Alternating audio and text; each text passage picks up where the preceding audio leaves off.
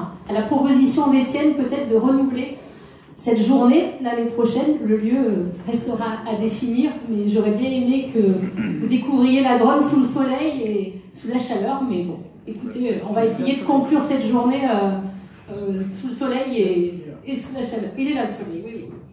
Mesdames, Messieurs, que vous soyez chef d'entreprise, élu de collectivité ou aménageur, merci de votre présence et de votre participation à cette journée.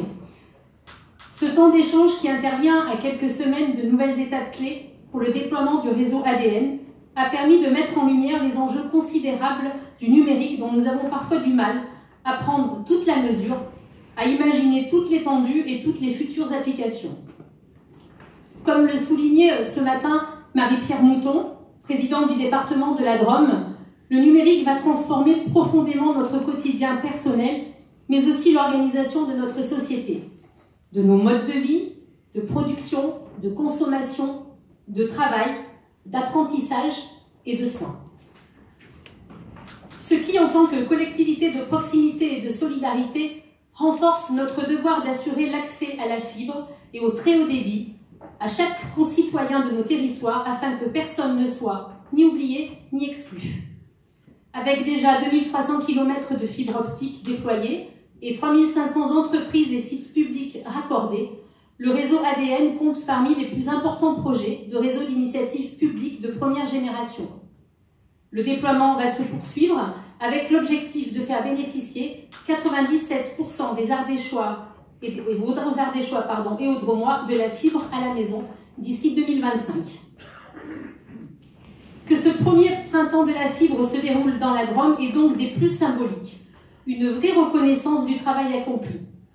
Alors je voudrais ici remercier tout particulièrement Jean-Christophe Nguyen Vincent, premier délégué général de la FIRIP, lors de sa création il y a 5 ans, qui a insisté pour que ce colloque se déroule en Drôme, dans ce château, et organiser l'essentiel de la journée avec tous les intervenants nationaux. Je remercie également tous les participants et les co-organisateurs de cet événement avec ADN, Action, ADTIM, FTTH, la FIRIP et bien sûr le département de la Drôme. Et puis je voudrais féliciter aussi toute l'équipe d'ADN pour le travail accompli, qui reste à accomplir et tout l'investissement qu'ils mettent en œuvre chaque jour pour que ce projet voit le jour. Alors les thèmes des 3 tables rondes, la fibre créatrice d'emplois, la fibre créatrice de valeur sur les territoires, la fibre pour tous, un secteur au défi de la réussite du plan France très haut débit. Ça a été l'occasion d'établir un retour d'expérience du projet d'ADN, une chance pour l'emploi et les entreprises locales, la construction des réseaux fibres, leur exploitation et leur maintenance à terme génèrent d'importants besoins en personnel qualifié. Le projet ADN devrait mobiliser 400 emplois, tant pour le déploiement initial du réseau que pour le raccordement final des foyers. L'opportunité de favoriser l'insertion de personnes en difficulté avec à la clé une formation professionnelle d'avenir. Les chantiers se multipliant partout en France et les entreprises, bien sûr, peinant à recruter. En 2017, c'est 100 personnes qui se sont formées pour travailler sur le projet ADN, dont 60 demandeurs d'emploi. Une chance pour les territoires. Dès aujourd'hui, un territoire numérique est un territoire attractif pour les entreprises, pour le tourisme, pour les habitants. Pour les entreprises, l'accès à la fibre est synonyme d'innovation et de compétitivité accrue. Pour les collectivités et les administrés, l'arrivée du très haut débit ouvre de nouvelles relations. Dans les territoires ruraux, le développement des services numériques, comme la télémédecine, permettent de compenser l'isolement des populations, de recréer du lien social. Plus largement, le numérique est aussi l'occasion de repenser l'ensemble des services publics, de la gestion améliorée des déchets à l'éclairage public en passant par les déplacements. Les établissements scolaires, les équipements culturels, les sites touristiques, les espaces de coworking, le numérique nous ouvre de nouveaux horizons, de nouveaux savoirs qui nous appartient d'explorer sans plus attendre. Alors, une chance pour la France.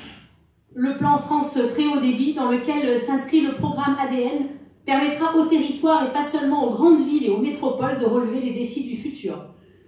Alors avant de nous séparer, je veux juste rappeler quelques chiffres concernant le projet ADN, des chiffres éloquents et à garder en mémoire.